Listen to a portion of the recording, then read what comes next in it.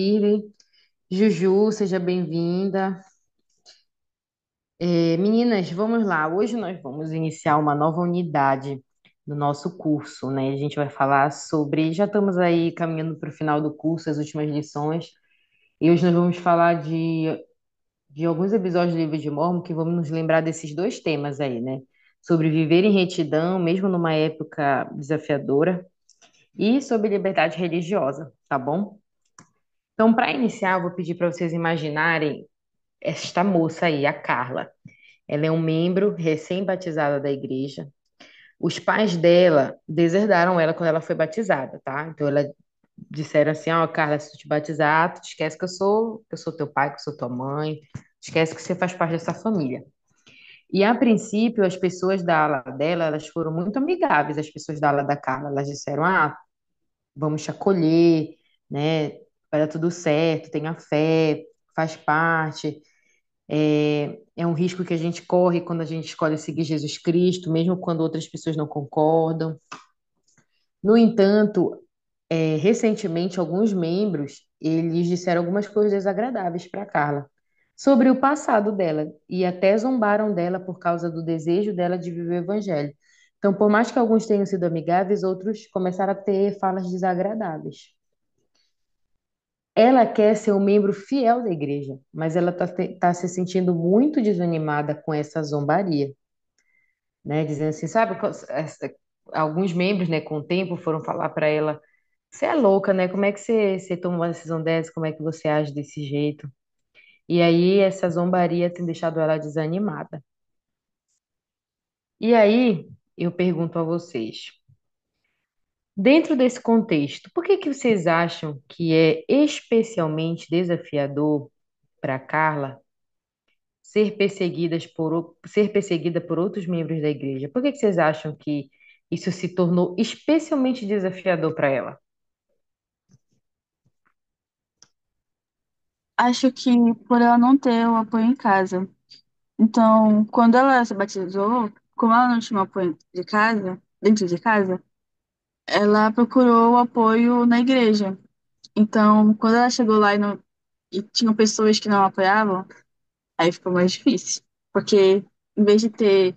Porque se você não tem um lado apoiando, mas tem o outro, até que fica fácil. Mas sem nenhum, fica um pouquinho difícil. Verdade, né? Então, imagina ela se sentir sozinha, né? De não ter o apoio, principalmente das pessoas que ela ama, que é a família dela. E aí ela acaba se apoiando nas palavras amigáveis, agradáveis que os membros falaram, e depois alguns, né, começam a criticar ela. É muito desafiador mesmo. E se a Carla pedisse ajuda a você? Se ela chegasse hoje, essa pessoa, a Carla chegasse hoje e pedisse ajuda para você, o que que vocês diriam para ela?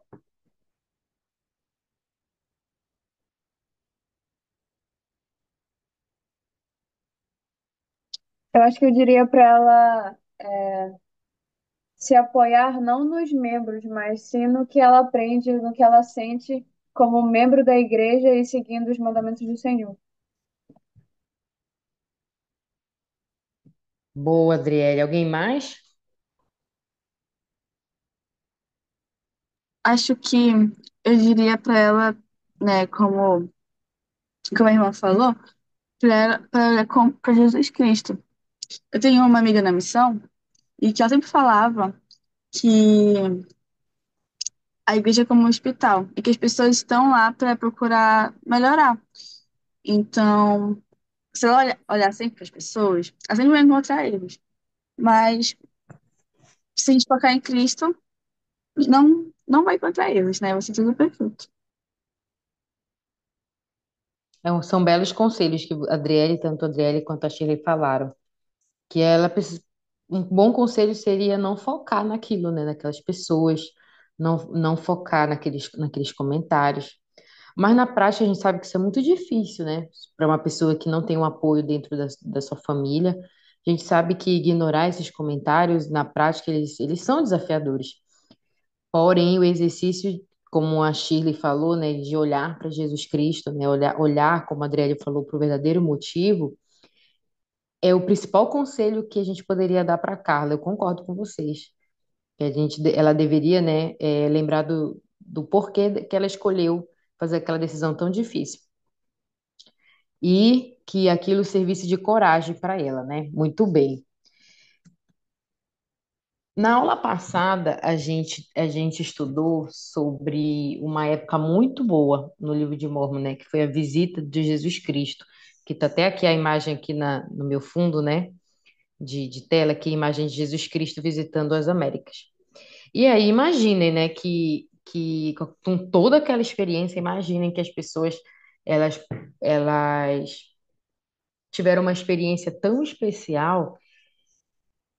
Então, imagine, né, que mesmo com essa experiência espiritual, as gerações, né, as pessoas ao longo do tempo, elas deveriam ficar super firmes na igreja, né, super animadas, um testemunho super fortalecido, né, foi uma experiência única, uma experiência espiritual especial.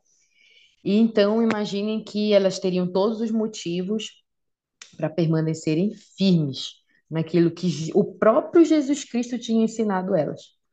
Só que com o tempo, né, gerações passando, algumas pessoas se corromperam, né? Não continuaram a seguir o Evangelho de Jesus Cristo junto com seus princípios. E aí veio uma época de muitos desafios, muitos desafios. Lembrando que os nefitas, né, no livro de Mórmon, esse termo, né, pode ser usado bem no início do livro de Mórmon, ele é usado para a descendência de Nef, né? Lá no início do livro de Mórmon, nefitas são os descendentes de Nef, lamanitas são os descendentes de Lamã, Lemuel e tudo mais. E antes, isso era uma diferença de descendência. Porém, com o tempo, isso tornou uma divisão de escolhas espirituais, né? Aqueles que seguiriam o Evangelho de Jesus Cristo e aqueles que não seguiriam. Então, aqueles que não seguiriam eram os ramanitas e aqueles que seguiriam eram os nefitas.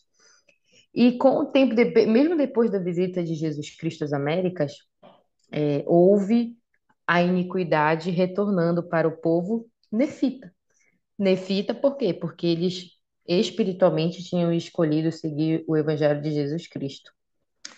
E aí, lá em Elamã, no capítulo 3, a gente encontra que mesmo com esse povo iníquo, né, que retornou, ter um grupo de iniquidade retornou, né, para o mundo naquela época, mesmo com essa iniquidade, dezenas de milhares de pessoas se filiaram à Igreja de Jesus Cristo. E o povo prosperou muito.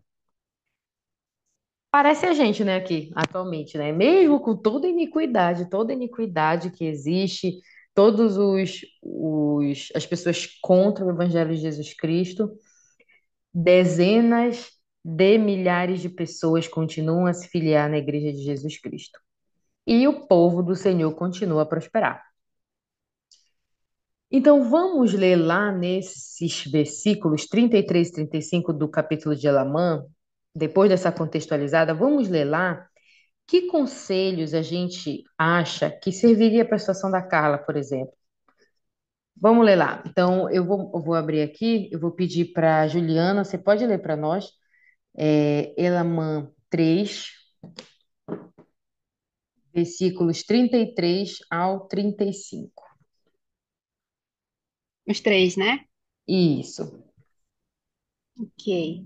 E houve paz também no 51º ano do reinado dos juízes, salvo pelo orgulho que começou a manifestar-se na igreja. Não na igreja de Deus, mas no coração daqueles que professavam pertencer à igreja de Deus. E encheram-se de orgulho a ponto de perseguirem muitos de seus irmãos. Ora, esse foi um grande mal que fez com que a parte mais humilde do povo padecesse grande perseguição e passasse por muitas aflições. Não obstante, jejuavam e oravam frequentemente e tornavam-se cada vez mais fortes em sua humildade e cada vez mais firmes na fé em Cristo, enchendo a alma de alegria e consolo. Sim, purificando e santificando o coração. Santificação essa resultante da entrega de seu coração a Deus. Muito bem. Então, Juju, o que a gente encontra nesses versículos que ajudariam a situação da Carla?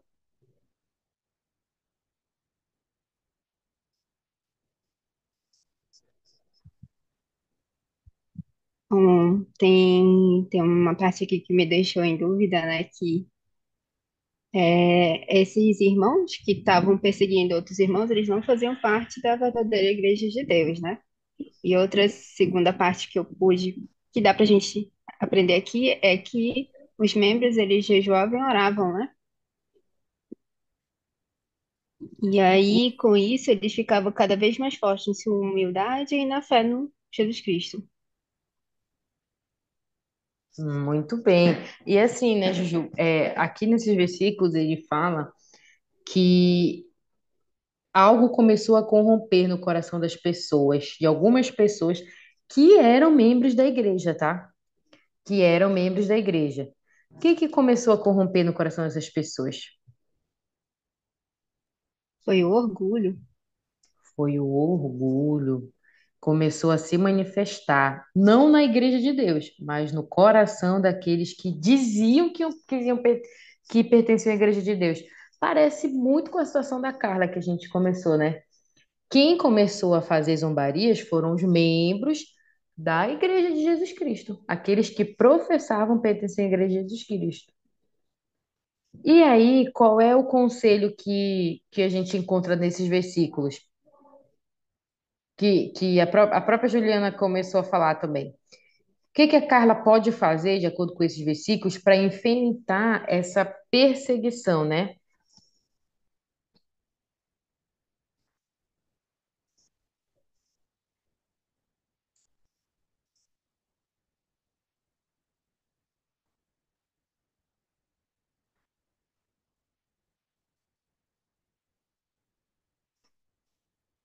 Nada? Na prática, o que ela pode fazer?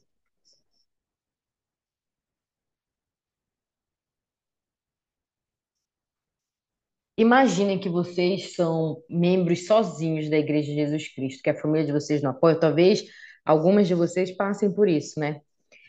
Imaginem que os próprios membros da igreja estão te desmotivando com relação a isso. Eles zombam da tua situação, eles começam a te perseguir de alguma maneira, com zombaria, com comentários que não te encorajam a permanecer, com comentários que fazem você se sentir sozinha dentro da igreja. Esse tipo de perseguição, de acordo com esses versículos, o que você pode fazer para reagir de maneira positiva, né? O que você pode fazer para combater essas perseguições que podem surgir? Jejuar, Você orar e se manter forte. jejuar, orar, e como consequência a gente se torna mais forte em humildade, na fé em Jesus Cristo. Nossa alma se enche de alegria, nós recebemos consolo, nosso coração se purifica e se santifica. E ele diz assim que essa purificação e santificação do coração é resultante de uma entrega nossa a Deus. Então tem muita coisa nesse versículo aqui, né? Mas vocês já tiveram a experiência de vencer perseguições, entre aspas, né? Mas vencer comentários, vencer atitudes de outras pessoas com relação à tua decisão de viver o evangelho, né? Porque nem todo mundo nos apoia, mas vocês já enfrentaram essas situações de perseguição usando um desses conselhos? Já tiveram essa experiência?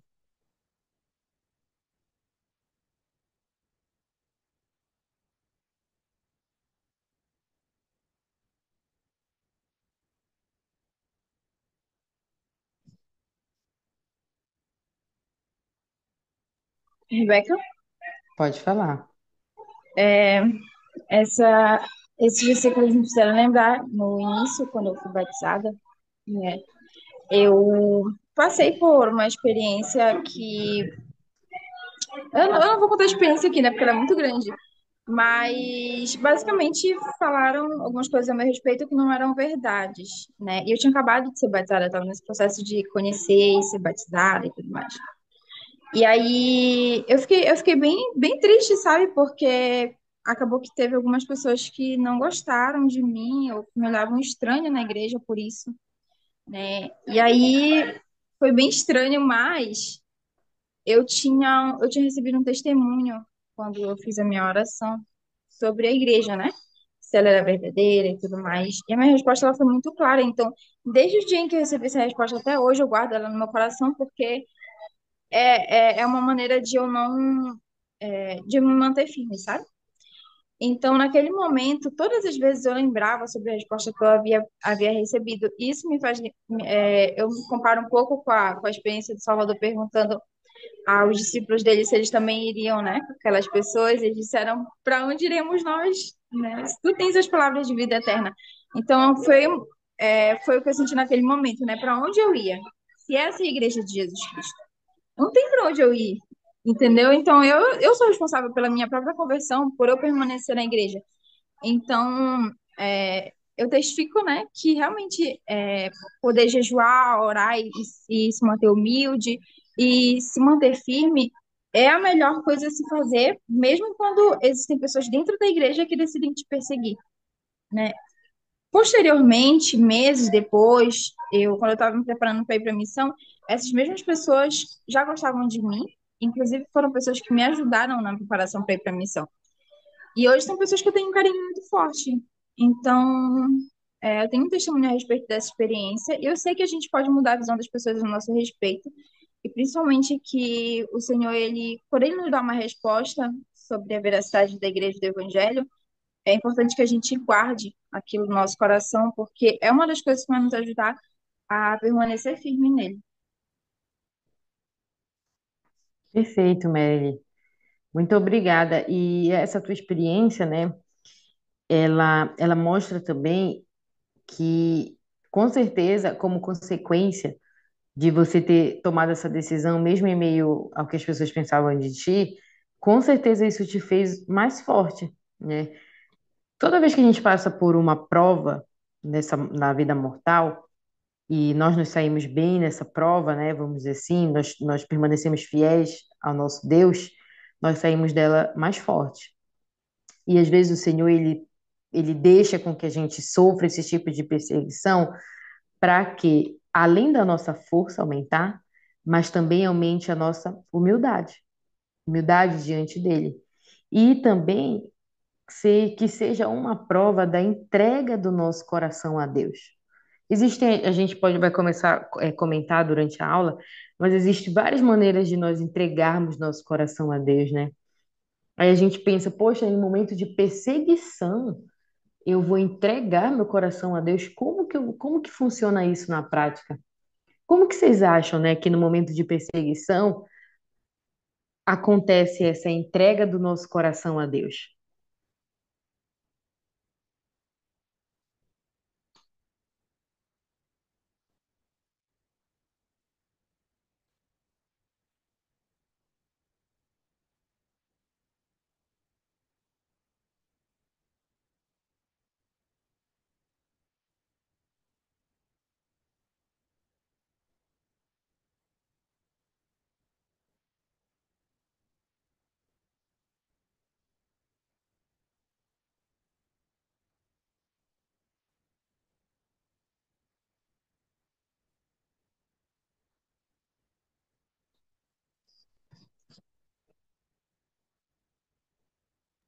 Eu acho assim, né? Que quando a gente sofre perseguição, o mais natural pra gente é revidar, né?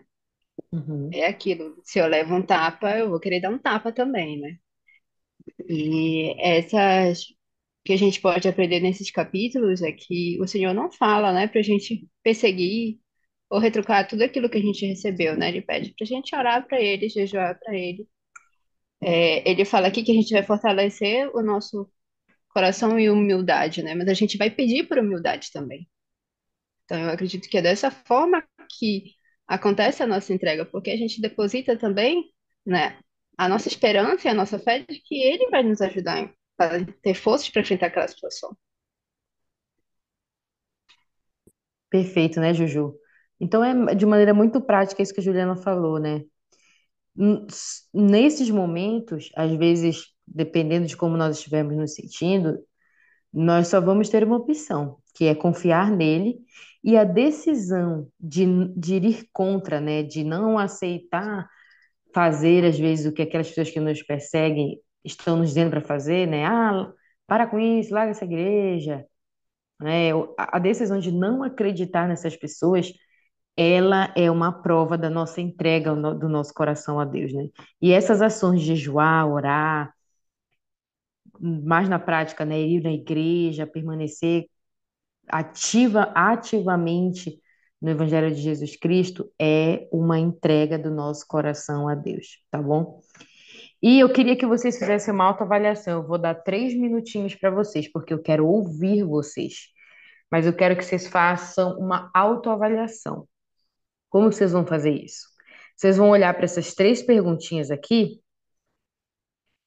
e vocês vão escolher uma perguntinha. Vocês podem até quiser refletir sobre as 3, tudo bem, mas eu gostaria de ouvir vocês com relação a pelo menos uma dessas perguntas. Vocês vão por 3 minutos, vocês vão pensar em você, tá? Rebeca, Shirley, Juliana, Marilyn, Sara, Evelyn, Amanda, Sofia, vocês vão pensar em você, Luciene, vocês vão pensar em você. Como que você está recebendo e integrando outras pessoas na Igreja de Jesus Cristo? Será que você está perseguindo essas pessoas? Porque às vezes essa perseguição é bem sutil. Como a gente viu lá nos versículos, a perseguição veio de um orgulho instalado no coração de membros da igreja. Então, como que você está recebendo e integrando outras pessoas da Igreja de Jesus Cristo? A segunda pergunta: o que você está fazendo para entregar seu coração a Deus? Entregar, literalmente tirar do peito, né? Entregar na mão dele, literalmente, fisicamente falando. O que que você está fazendo para entregar seu coração a Deus? E a terceira, como você pode aumentar a sua fé em Jesus Cristo, mesmo diante do comportamento ofensivo de outras pessoas, tá? Então, 3 minutinhos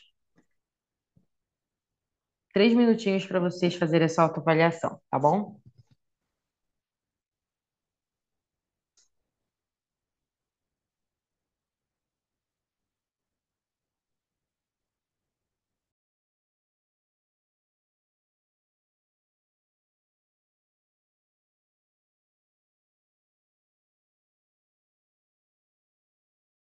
Vocês podem anotar também, tá, meninos?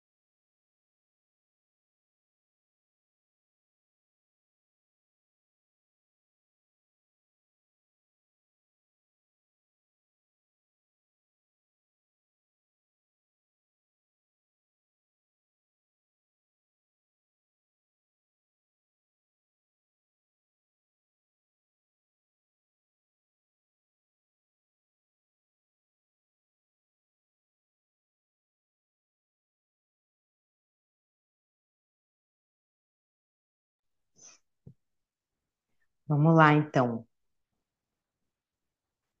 Quem gostaria de compartilhar?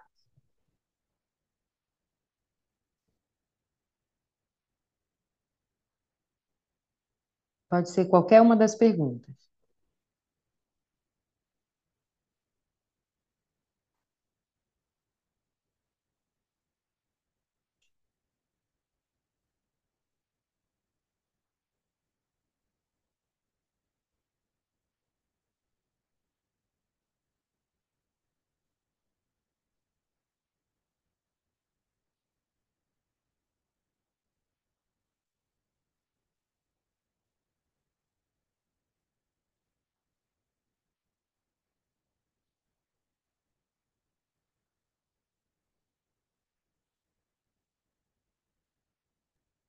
Eu escolhi a segunda pergunta.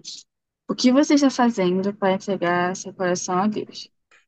E refletindo, eu acho que obedecendo, né, na medida do possível, conforme eu vou aprendendo coisas novas sobre o Evangelho e tendo experiências também.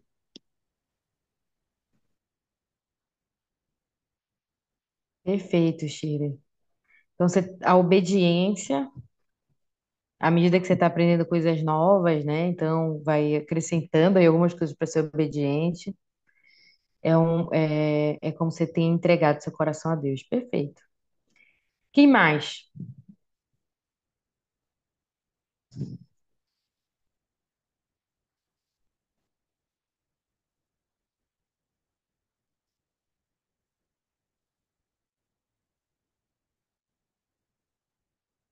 Eu escolhi o que fala como a gente pode aumentar nossa fé em Jesus Cristo, mesmo do comportamento de outras pessoas. E acho que até é um pouco do que eu já falei, né?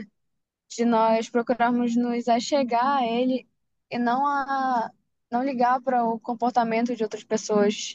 É, e também nos perguntar como é que. Acho que eu me perguntaria como é que o Salvador agiria no meu lugar. E aí eu acho que isso aumentaria a minha fé nele, né? Saber que ele agiria de uma forma diferente, provavelmente, do que eu, como é, homem natural, mulher natural, no caso, agiria, né? Perfeito, Adele. Então, trazer à tona esse exercício de pensar no Salvador Jesus Cristo, em como que ele iria agir, né? Mesmo diante de um comportamento ofensivo, com certeza vai ajudar a gente a fazer diferente do que o impulso pede, né? Às vezes o impulso pede que a gente revide, né, um comportamento ofensivo. Olha, sobre essa terceira pergunta, né? Eu lembro, assim, a minha mãe foi a primeira pessoa da minha família a se batizar, né? E ela se batizou sozinha com 18 anos. E ela morava com a minha avó, com os irmãos, que são os meus tios, e nenhum deles se filiou à igreja. E todos eles tinham uma outra religião, né? Alguns mais devotos do que outros, mas eles se diziam pertencer a essa religião. E eu lembro que mesmo a minha mãe, ela se batizou com 18 anos, ela decidiu servir uma missão e ela permaneceu firme, né, até o pós-missão. E ela casou, né, com meu pai também, ele não foi uma pessoa que ficou firme na igreja, ela teve que se separar e aí criou os filhos dentro do evangelho sozinha. Na vida ela criou, né, tinha toda a família para apoiar, mas dentro do evangelho ela era sozinha. E eu lembro que a minha avó, por muitas vezes, é, ela falava, né, ela tinha um comportamento ofensivo com relação ao evangelho, né? Então não sei se você tiver essa experiência, né, mas parece que para uma pessoa que não concorda com a nossa escolha, qualquer erro nosso, qualquer comportamento que desagrade elas é por causa da nossa escolha, né? E eu lembro muito da minha avó falando muitas coisas para minha mãe, várias vezes, e eu crescendo e a minha mãe tendo que enfrentar aquilo, né? E até que a minha mãe saiu, né? Conseguiu a sua casa e aquilo aliviou um pouco mais. Mas eu nunca vi, né, a minha mãe declinar na sua fé. Mesmo diante desses comportamentos ofensivos, a minha mãe, eu imagino que não era fácil, mas a minha mãe mantia a sua frequência nas reuniões da igreja. A minha mãe servia na igreja, era professora de seminário, ela tinha um chamado, ela fazia visitas, ela levava os filhos para a igreja, ela lia as escrituras.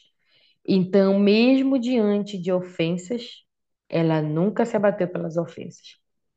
E a disciplina em continuar fazendo as coisas dentro do Evangelho de Jesus Cristo fez com que a fé dela aumentasse. Por quê? Porque ela via que, mesmo sem apoio, ela conseguia superar muita coisa com a ajuda de Jesus Cristo. Então, que fé é essa que não aumenta com a disciplina em fazer as coisas que o Pai Celestial diz para a gente fazer e em ver os milagres na nossa própria vida, né? Mesmo diante, sem apoio nenhum, a minha mãe conseguiu servir uma missão, conseguiu criar os filhos dentro do Evangelho, conseguia servir. Então, os pequenos detalhes e alcances que a minha mãe tinha eram motivos para ela aumentar a fé dela em Jesus Cristo. É uma reflexão que eu faço, né, com a minha própria vida, né? Mesmo diante de comportamentos, que desaprovam, né, a minha escolha, eu posso aumentar minha fé em Jesus Cristo as minhas escolhas diárias. O que que eu estou fazendo, né, para permanecer nesse evangelho, mesmo sendo perseguida, né? Então, muito bem, meninos. Vamos seguir aqui. E eu queria ouvir de vocês, tá? Eu queria ouvir de vocês. Nada, pode ser só uma palavra, duas palavras, mas que notícias ou que tendências, às vezes culturais, às vezes uma polêmica do momento, né, que surge nas redes sociais, mas que notícias e tendências assustam vocês e vocês olham e dizem assim, gente, isso pode tornar o viver o evangelho muito difícil nos dias de hoje. Que notícias, que tendências vocês encontram para ter essa percepção de que vai ser difícil viver o evangelho?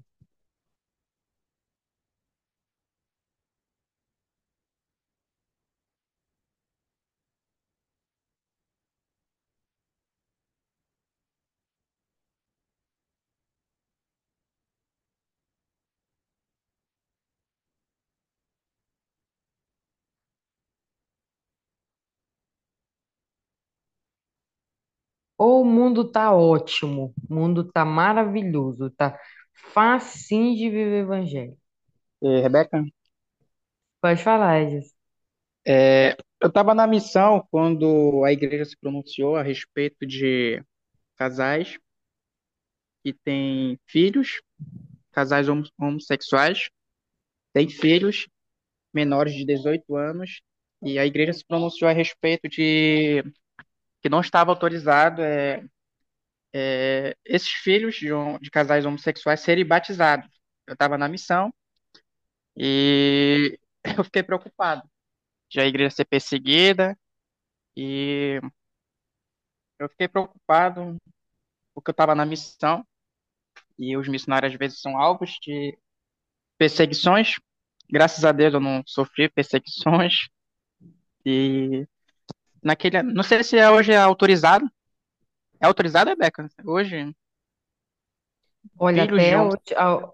a última vez foi essa última notícia que eu tive, viu? Eu não sei te dizer se Vou até mudou. perguntar para ele se mudou. É, Aí o presidente da missão, olha, vocês não podem batizar filhos de casais homossexuais. Vocês podem estar ensinando, quando eles tiverem 18 anos, a idade já é de maior, né? Eles, uhum. por conta própria, podem se batizar. Eles podem continuar frequentando, pode continuar ensinando, participar das reuniões da igreja, mas batizar não pode. Isso é um pronunciamento da primeira presidência. Acho que isso foi em 2015.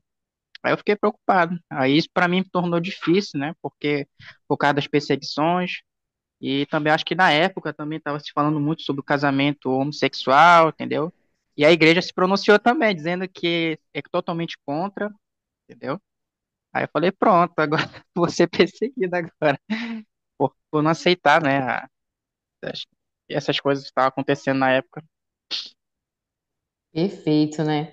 A Adriele até comentou aqui que ela já ouviu numa conferência de que hoje pode, mas assim, pessoal, não tenho essa informação aqui, eu posso até, né, a gente possa pesquisar e depois trazer para vocês, tá bom?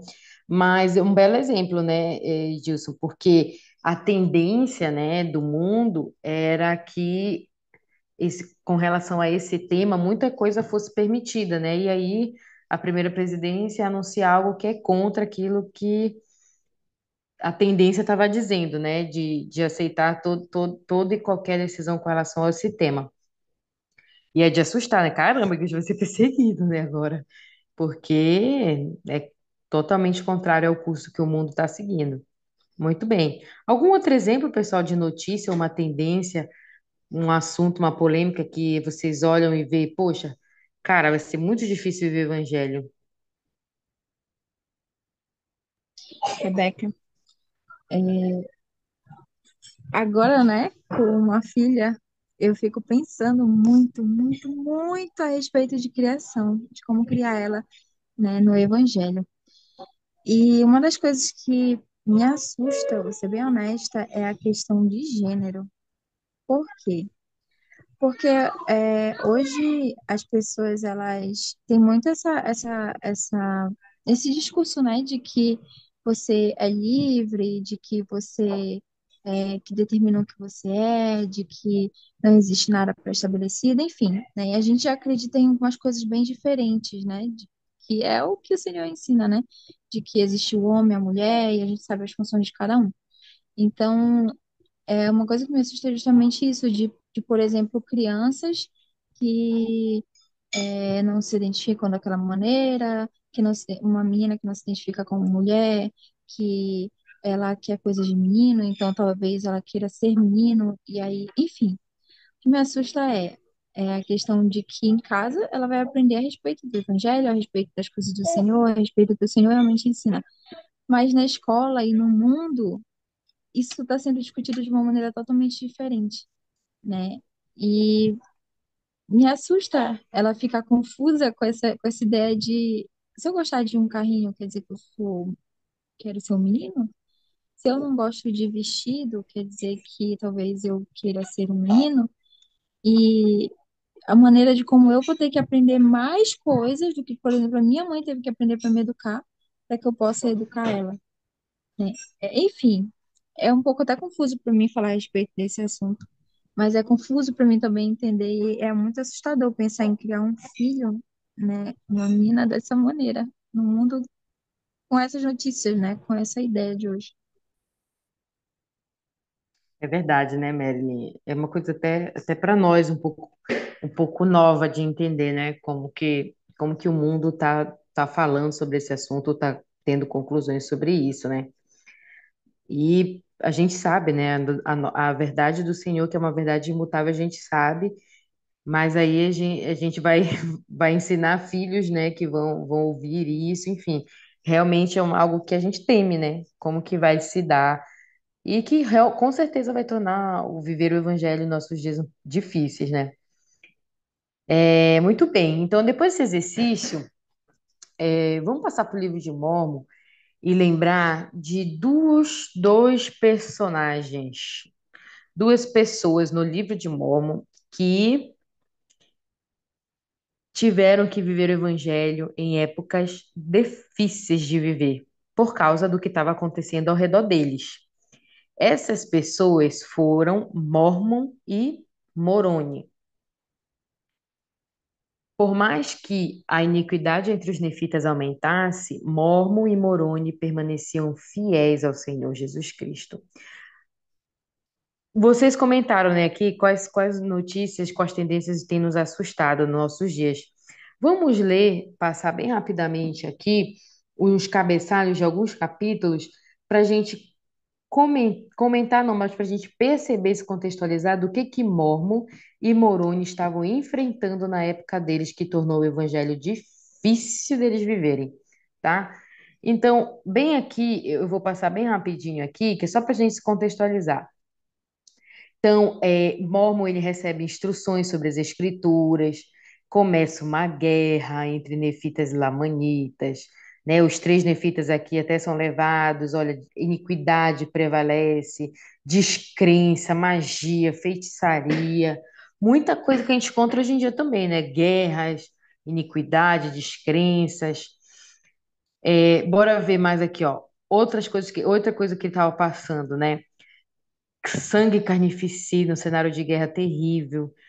Os nefitas começam a lamentar a tristeza daqueles que são condenados. É, continuam as guerras. Guerra mesmo, era guerra pesada, né? Quando a gente lê esses capítulos, a gente vê o tamanho das batalhas que eles enfrentavam.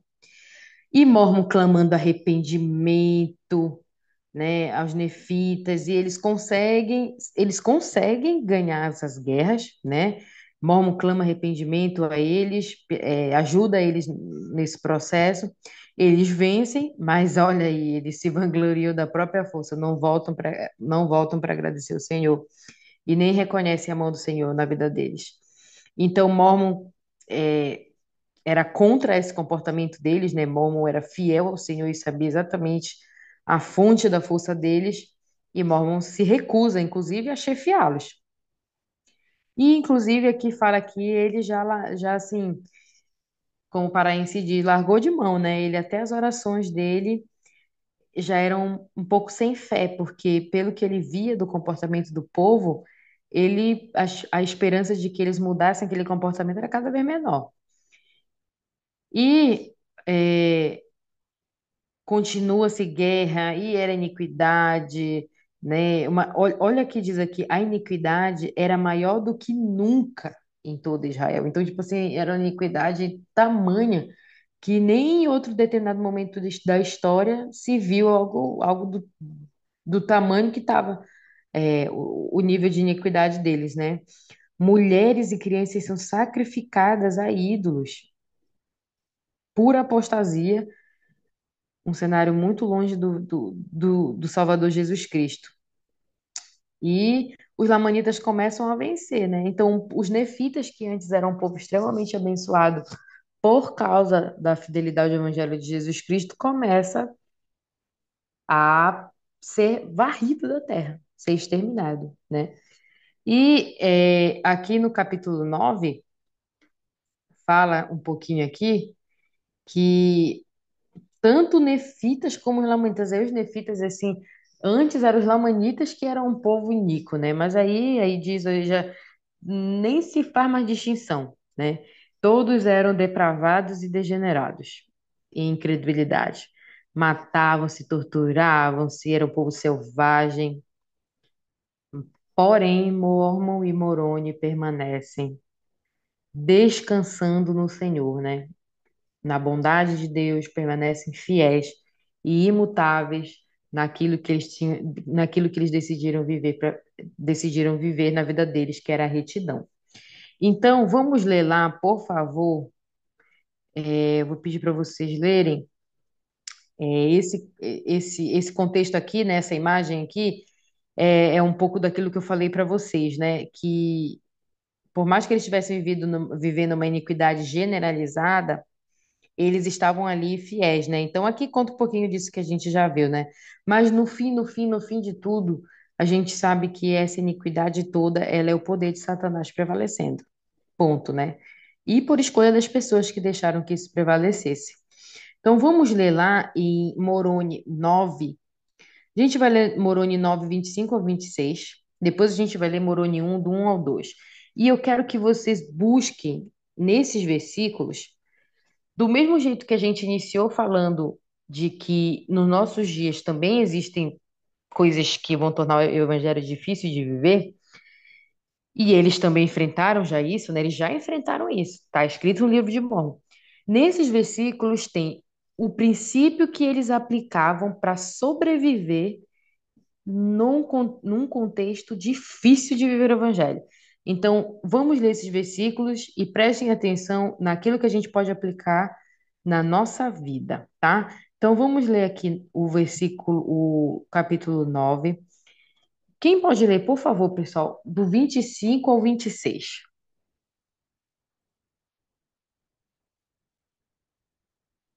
Eu posso ler. Ser fiel em Cristo, meu filho. E oxalá não te aflijam as coisas que te escrevi, a ponto de causar-te a morte, mas possa Cristo animar-te.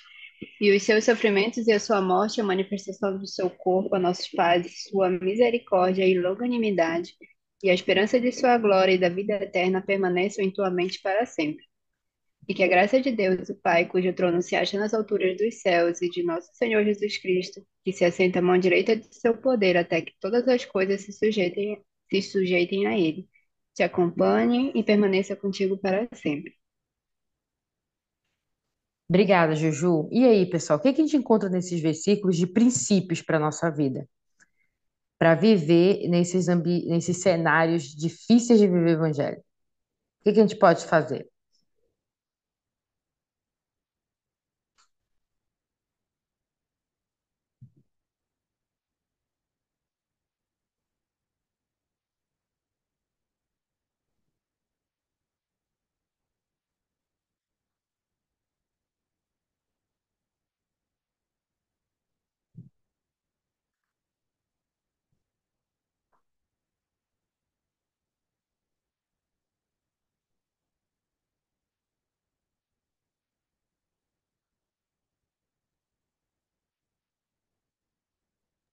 Nesse capítulo 25, né, aqui ele fala para ser fiel em Cristo, falando sobre manter na nossa mente toda a misericórdia, né, a longanimidade e a esperança de sua glória.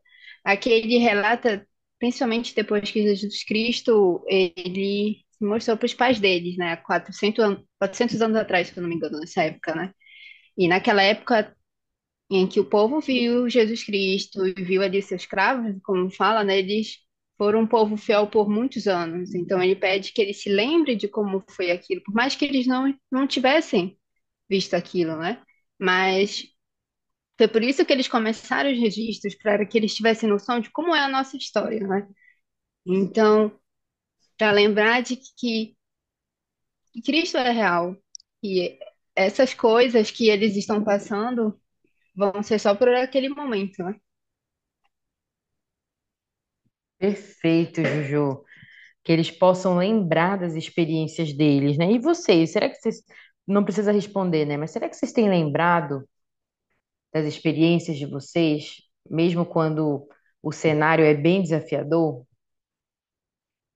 Uma coisa que a Juju falou aí também, e que a gente encontra nesses versículos, é sobre lembrar, né? E hoje em dia, né, a gente vê que até as redes sociais, mas essa informação, ela chega muito rápido e a gente tem acesso hoje a algumas certezas científicas. E uma delas é de que a nossa mente realmente tem poder. Aquilo que está na nossa mente realmente pode influenciar nossas ações, pode influenciar nossas emoções. E aí, olha o conselho que ele diz aqui, ó. Permaneça em tua mente. Então imagina, né, gente? Olha aí o cenário caótico que eles estavam enfrentando lá. E o Senhor dizendo assim, olha, tira isso da mente e deixa isso permanecer na tua mente. Não pensa nisso aqui, né? Aqui ele fala aqui em cima. Não te aflija pelas coisas que te escrevi. E ele, por quê? Porque antes ele, aqui, né, nesses capítulos, nos versículos anteriores, a gente vê que foi descrito muitas coisas desafiadoras e muitas verdades sobre a iniquidade do povo, né? E imagina aquelas pessoas fiéis, né, como Moroni, imagina eles ouvindo isso e o tamanho da aflição que eles não sentiam por ouvir aquilo, né? Só coisa sem esperança, não dava esperança nenhuma para eles. Do mesmo jeito hoje que coisas que vocês comentaram, né? Coisas que afligem vocês como pais. Poxa, isso aqui, caramba, e como é que o meu filho vai enfrentar isso? Não sei. Né? E cada dia surge mais uma notícia, caramba, como é que a gente enfrenta isso? Olha a pandemia quando veio, né? Também trazendo tantos motivos de aflição. E aí, que Jesus Cristo, né? Que as palavras de Cristo, o que são as Escrituras, elas falam, né? Não te aflige com isso, a ponto de casar-te uma morte, mas possa Cristo te animar. Tira isso da tua mente. Permanece com Cristo na sua mente, né? Deixa Ele permanecer e influenciar as tuas emoções. Não te aflige com isso. E vamos ler aqui em Mormon 1, do 1 ao 2. Hum, não é nem isso que eu quero. Deixa eu ver, acho que é o 15. Vamos ver aqui. Vamos ler o 15. Lembrando, né, que nesses versículos a gente está tirando princípios para que a gente possa aplicar na nossa vida hoje, que também tem cenários desafiadores. Quem pode ler o versículo 15, por favor?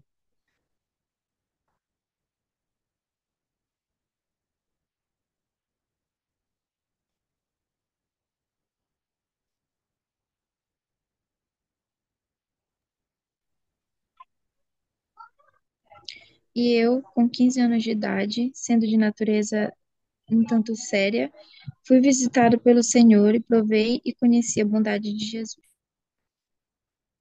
Boa. Versículo curto, né?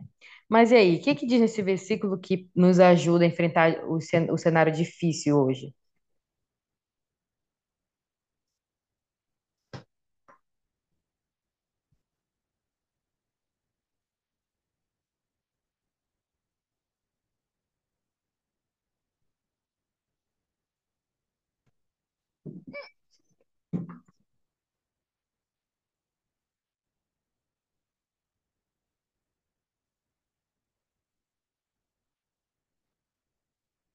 Nada?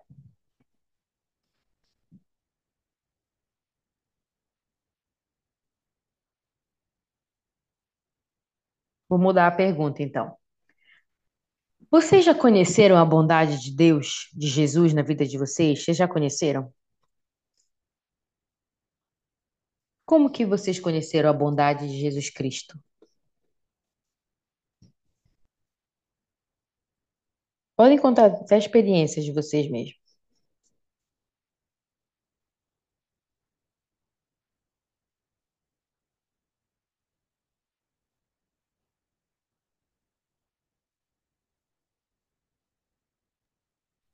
É, assim, eu acredito que Jesus ele é tão bom que por mais que seja difícil a vida aqui na Terra, mas ele é bom que ele me ajuda, né, além do Espírito Santo, me ajuda a seguir o caminho dele. Por mais que tenha provações no mundo, mas Jesus ele é bom. Ele sempre está comigo e aqui como cita aqui, eu, com 15 anos de idade, sendo de natureza um tanto séria, fui visitado pelo Senhor e provei e conheci a bondade de Jesus, que mesmo ele vivendo em um local tudo sério, que seja natureza humana, ela é complicada. Então, ele conheceu a bondade de Jesus. Perfeito, Richelle. Muito bem, perfeito. Mesmo jovem, mesmo um cenário desafiador, ele conheceu a bondade de Jesus Cristo. Muito bem. E vocês, com que idade vocês conheceram? Em que momento? Como que vocês dizem assim, gente, realmente Jesus Cristo é bom?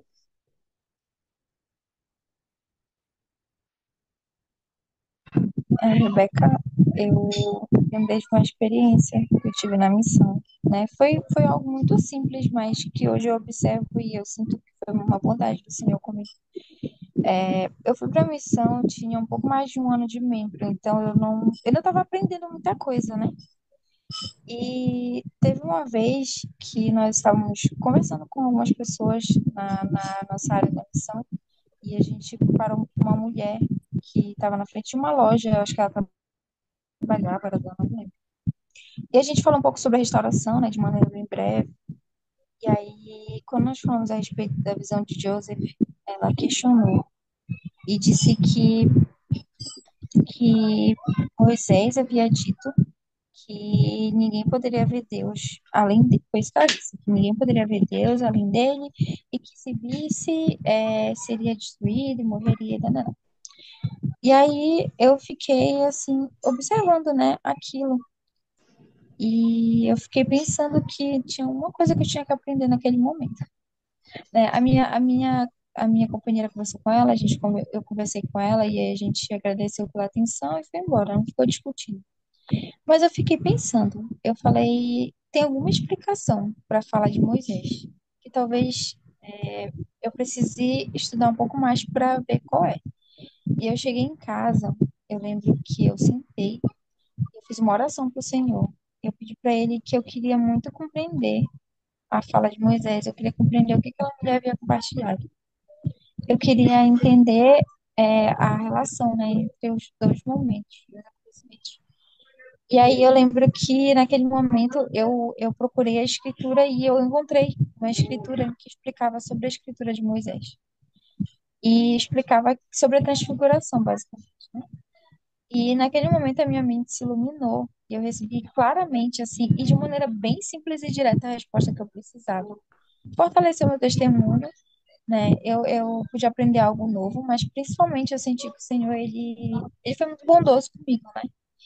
Ele viu ali que eu tinha uma dúvida muito sincera, que eu queria muito aprender a respeito daquilo, mas, e que enfim, que eu precisava da ajuda dele naquele momento. E ele, de maneira bem rápida, me ajudou. Então, hoje eu olho para aquele momento, para aquela experiência, e eu sinto muito, muito a vontade do Senhor comigo. É como um pai que ajuda a sua filha com uma dúvida que ela tem. Perfeito, Mary. E Mary, essa tua experiência, né, de tu ter já sentido, mesmo com uma experiência como tu falou, né, simples, talvez, e nada, não é simples, né, mas é um testemunho da bondade dele. Como é que essa experiência te ajuda a viver, mesmo nesse cenário difícil, né, essa certeza de que ele é bondoso e que ele age em toda e qualquer situação, seja a simples, a complexa, na missão como mãe, sabe? Assim, independente de qual cenário você esteja da sua vida, essa certeza de que ele é bom, como que isso te ajuda hoje a enfrentar esses momentos difíceis? Momentos difíceis não, mas a olhar o cenário ao redor, que caramba, que caos. Como que eu vou passar por isso? Como é que essa experiência te ajuda, por exemplo?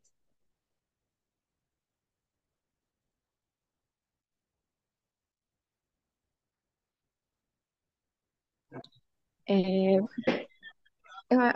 uma coisa que eu pude aprender que ela me ajuda até hoje é entender que o Senhor, ele, a, a atenção dele também está sobre mim, sabe? Que eu não sou parte de um grupo para o Senhor, mas que eu sou de maneira única uma filha dele, né? Que ele me observa como posso dizer, que ele tem atenção em mim, que ele ouve minha oração, que eu não sou só mais uma pessoa, né? Que ele não me trata, ele na verdade não trata nenhum de nós como mais um filho seu. Acho que ele me trata como uma filha sua. E que sempre que eu tiver dúvida, sempre que eu precisar da orientação dele, ele vai estar ali para me ouvir. E no momento certo, talvez seja rápido, ou talvez não, eu vou receber uma resposta dele, sabe? Então, eu pude perceber que o Senhor, ele sempre está ali para me ajudar. Todas as vezes que eu precisar dele, que eu buscar a ajuda dele, ele vai estar pronto para me ajudar. Que bom, né, Melanie? Que bom que você tem essa certeza. E, pessoal, eu acrescento nas palavras da Melanie que Jesus Cristo, ele é bom. E ele fez isso principalmente quando ele veio aqui na Terra expiar por nós. Então, se nós ainda não temos, ou a gente esqueceu do quão bondoso ele é, mesmo no mundo difícil. Essa escritura está lá no capítulo que nós lemos, uma experiência de Moroni, vivendo um cenário caótico, sozinho, como nós já iniciamos a aula falando de pessoas que estão vivendo o evangelho sozinhas, mas ele lembrava da bondade de Deus, né? E Deus falava para ele lembrar e colocar isso na mente dele, né? e continuar firme. E eu gostaria de terminar a nossa aula hoje falando de um outro comportamento de Moroni. Quem lembra dessa imagem aqui? Quem contextualiza para mim essa imagem aí? Isso é Moroni, tá?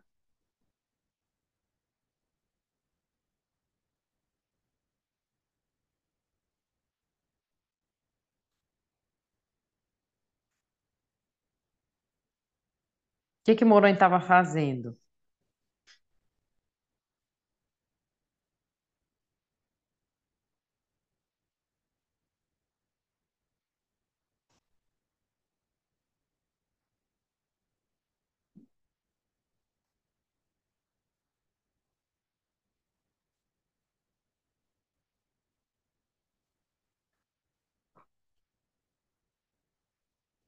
Bem, vou contextualizar para vocês. Moroni, ele se tornou o capitão-chefe do exército nefita. E ele soube de um plano de uma pessoa iníqua, Amaliquias. E esse plano de Amaliquias, ele roubava uma coisa muito preciosa, tanto naquela época quanto até hoje, que é a liberdade de religião. E quando Moroni ficou sabendo desse plano, ele ficou com raiva, e convocou o povo justo, os poucos, a defender esse direito de liberdade religiosa. É diferente, né, pessoal, a gente defender somente a nossa religião, mas a gente defender uma liberdade para todos. E eu pergunto para vocês, e de que maneira Moroni, ao defender a liberdade religiosa para as pessoas, se igualou a Jesus Cristo? Será que teve alguma época que vocês lembram que Jesus Cristo também teve que defender algo por nós?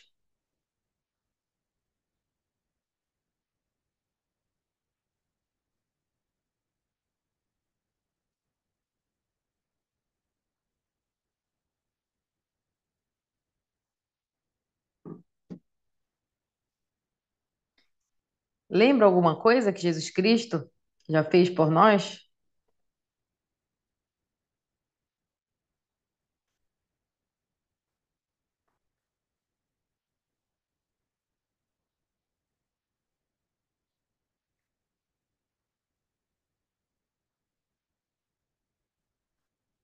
Faz tanto tempo, né, que às vezes a gente nem.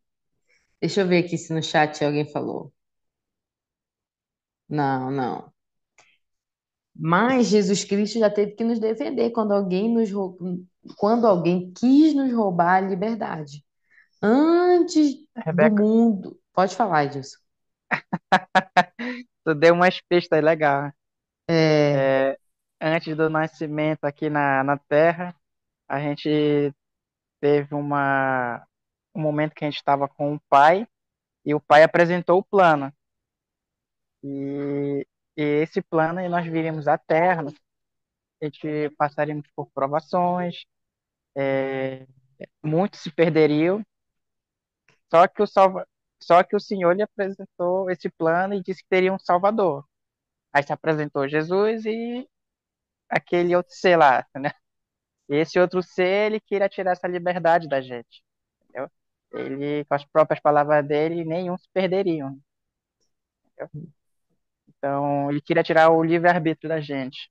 Então, aí Jesus, não, foi lá e defendeu e propôs a ideia dele, entendeu? Ele viria, que ele... Enfim, exatamente isso. Muito bem, exatamente isso. E sabe assim, todas, mesmo até desde o mundo pré-mortal, né, como o Edson falou, que aconteceu isso, que Satanás quis tirar a nossa liberdade, a Maliquias, que era o dono desse plano, ele queria tirar a liberdade. E os dois, tanto Satanás quanto a Maliquias, tinham um objetivo em comum: dominar os filhos de Deus. A Maliquias desejava ser rei e Satanás desejava ser o nosso salvador a todo custo, né? Não, eu devolvo todos os filhos de volta para a Celestial e ele não vou escolher nada, né? Então eles procuravam, sugeriram um caminho mais fácil para alcançar um domínio sobre os filhos de Deus. E por fim, pessoal, é, Deus, Jesus Cristo e todos aqueles que se dizem servir a esses dois seres, Deus e Jesus Cristo, devem defender a liberdade de escolha e, consequentemente, a liberdade religiosa. Todo e qualquer movimento que não defenda essas coisas está contra os princípios e a doutrina de Deus, porque Deus e Jesus Cristo sempre defenderam a liberdade de escolha dos filhos. E nós somos beneficiados por isso, nós só conseguimos adorar o nosso Deus porque vivemos em um lugar de liberdade religiosa. E eu gostaria de encerrar com essa citação do Elder Oaks, que diz que nós devemos amar todas as pessoas, ser bons ouvintes, mostrar interesse pelas crenças sinceras de outras pessoas. Devemos ser sábios ao explicar e defender nossa posição e ao exercer nossa influência. Devemos buscar a compreensão e o apoio dos descrentes. Então, por mais que nós não os convençamos a fazer parte da mesma religião, da mesma denominação, mas nós devemos buscar pontos de apoio, né? O que nós apoiamos juntos, né? Para o bem das pessoas do mundo inteiro. Temos também que tentar obter o apoio de ações oficiais dos governos e dos órgãos multinacionais apropriados. Tudo isso é necessário para preservar o grande bem que as organizações religiosas e as pessoas de fé podem realizar para o benefício de toda a humanidade. Então, meus amigos, eu presto meu testemunho que eu sei que é possível viver num mundo extremamente desafiador, que como princípio do mundo não tem nada muito alinhado com o Evangelho de Jesus Cristo, e isso torna com que a gente se torne às vezes perseguido, mas eu sei que Jesus Cristo, em sua infinita bondade, pode nos apoiar e vai nos apoiar mediante nossa fé, para que nós possamos ter nossa família, criar nossos filhos, sermos pessoas felizes, vivemos a nossa religião.